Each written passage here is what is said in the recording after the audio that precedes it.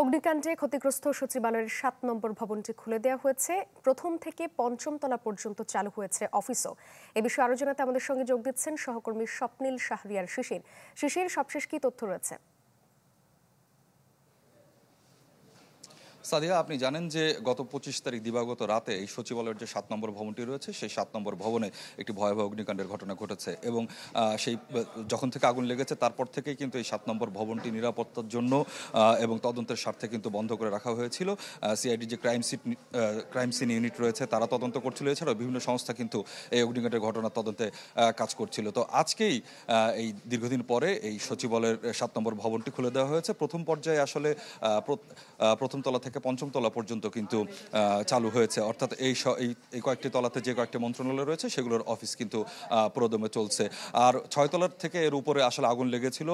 এখানে যে সমস্ত মন্ত্রণালয়ে আগুন লেগেছিল সে সমস্ত মন্ত্রণালয়গুলো কিন্তু অন্যান্য বিভিন্ন স্থানে কিন্তু তাদের অফিস কার্যক্রম এই মুহূর্তে কিন্তু পরিচালনা করছে।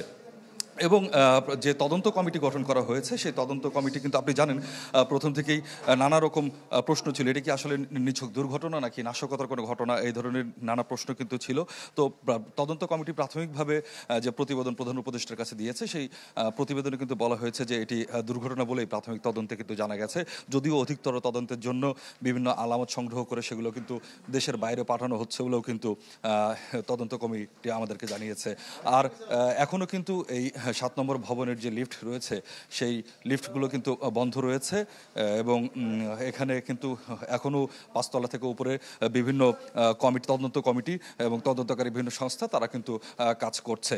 তো এই ছিল এখান থেকে সবশেষ খবর। সাদিয়া। শিশির, আপনাকে ধন্যবাদ।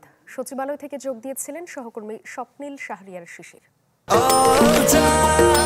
নিশ্চিন্তে খান স্বাস্থ্যকর অল টাইম পান, অল টাইম হেলদি লাইফ।